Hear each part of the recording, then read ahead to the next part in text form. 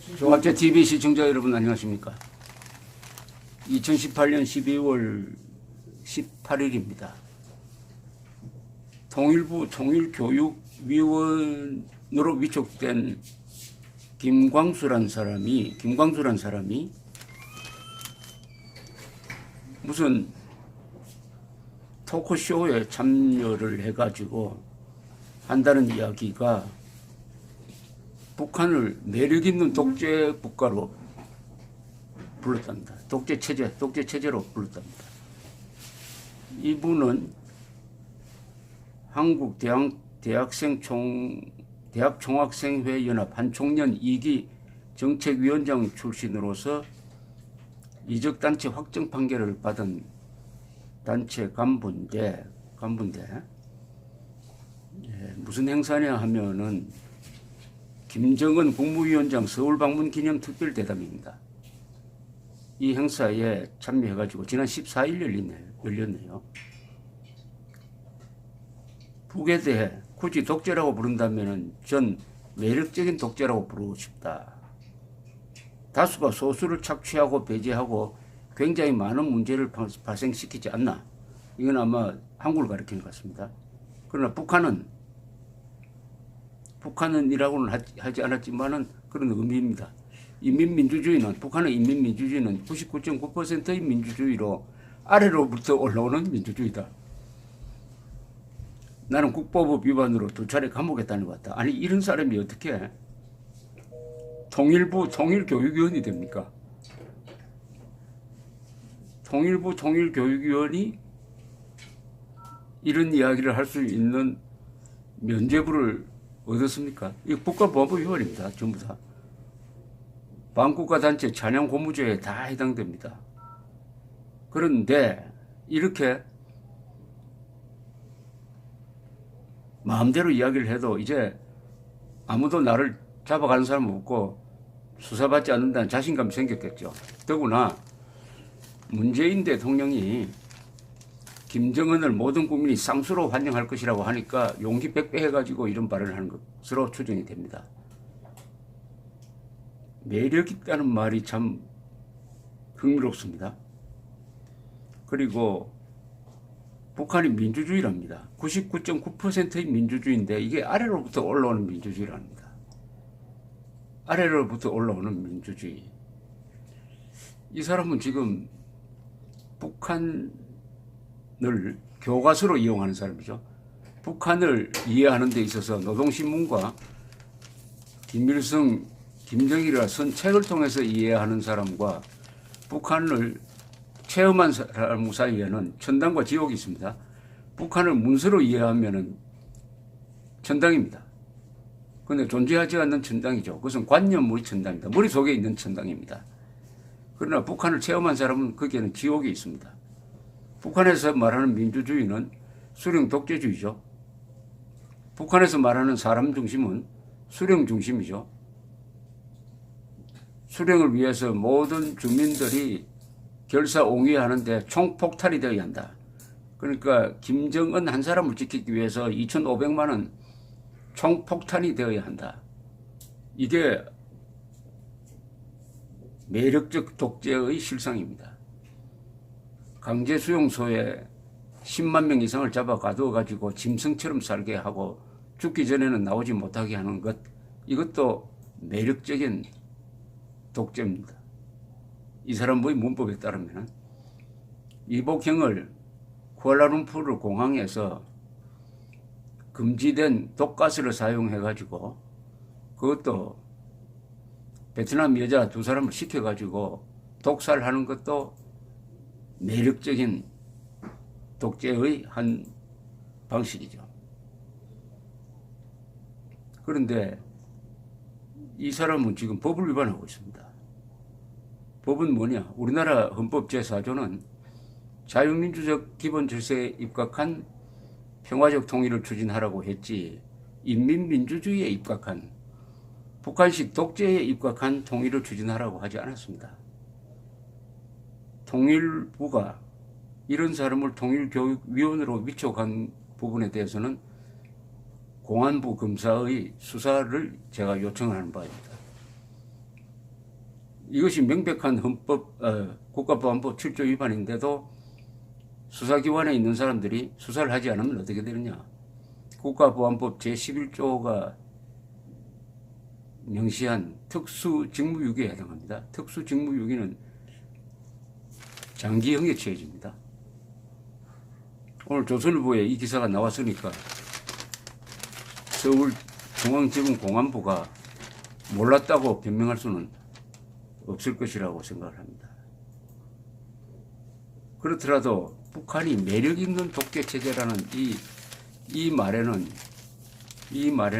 많은 것이 포함되어 있습니다. 매력 있다. 사람은 이 말에 홀리는 수가 있습니다. 매력 있다고 하면은 자기가 매력 있는 사람이 된다고 생각합니다. 매력이란 단어가 좋으니까 그걸 아무 데나 갖다 붙이려고 합니다. 요새 구호를 보면은 사랑합니다 하는 구호가 많아요. 사랑합니다 하면은 자신도 사랑스러운 존재가 된다고 착각하죠. 심지어 트럼프도 김정은을 사랑한다고 합니다. 왜냐? 사랑이란 말이 좋으니까. 이 말이 바로 사람의 행동을 끌고 가는 하나의 표준이죠. 그런데 이 기사가 나온 오늘 유엔 총회는 김정은을 반인도 범죄자, Crime Against Humanity, 반인도 범죄자로 규정을 해가지고 표결할 필요도 없다.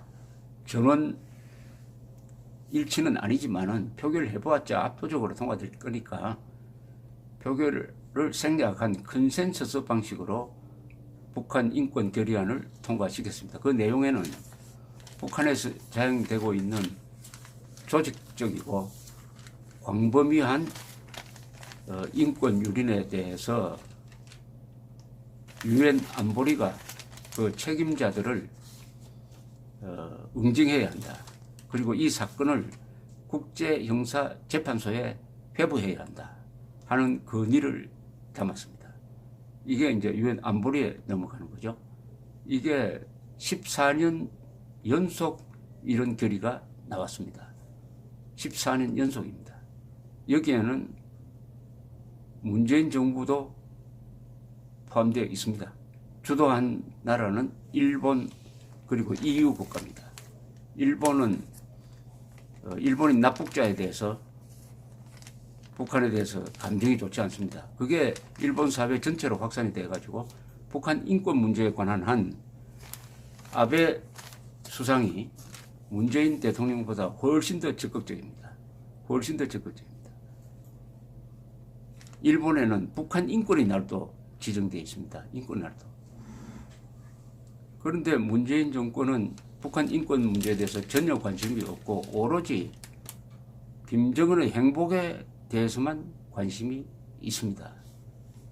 김일성의 행복과 북한 주민들의 행복은 공존할 수가 없습니다. 김정은이죠. 김정은이가 불행해져야 북한 주민들이 행복해집니다. 김정은이가 행복하면 북한 주민들은 행복할 수가 없습니다. 김정은이가 안전해지면 북한 주민들은 위험해집니다. 이 제로섬 게임입니다. 제로섬 게임.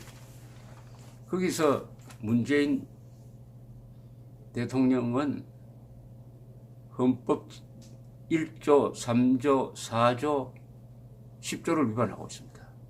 헌법 1조는 대한민국은 민주공화국이라고 선언을 했습니다. 헌법 제3조는 대한민국 영토는 한반도와 그 부속 도서로 한다고 했습니다. 북한도 우리의 영토니까 북한 주민들도 한국 국민처럼 대우해줘야 합니다. 헌법 제4조 대한민국은 자유민주적 기본 질서에 입각한 평화적 통일을 추진한다고 했습니다. 헌법 제10조 모든 국민은 인간으로서의 존엄과 가치를 가지며 행복을 추구할 권리를 가진다고 했습니다. 이걸 다 종합을 하면은 북한 노동당 정권을 평화적으로 해체해가지고 북한 주민들을 노예 상태에서 해방시킴으로써 남북한 8천만 한국인들이 존엄과 가치를 누리면서 행복을 추구할 권리를 가진다. 이게 헌법 제1조가 명령하는 대한민국은 민주공화국이다라는 선언을 실천하는 것입니다.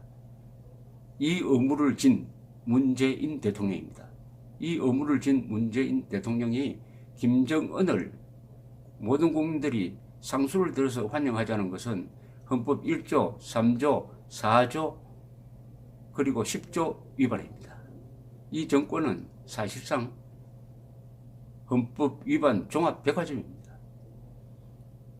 그런 분위기 속에서 자유통일을 부르짖어야 할 통일교육위원이 자본주의, 자유민주주의 체제를 욕하고 북한의 인간말살, 인민민주주의를 찬양하고 있습니다. 그런데도 이런 사람을 통일교육위원으로 위촉하고 수사기관은 구경만 하고 있습니다. 그런데 문재인 대통령 임기는 3년 4개월밖에 남지 않았습니다. 언론의 임기, 국민의 임기, 헌법의 임기는 정해져 있지 않습니다. 지금 문재인 정권을 추종하면서 종북 세력, 반역 세력을 비호하는 대한민국의 공무원들은 문재인 대통령과 운명을 같이 해야 될 것입니다. 감사합니다.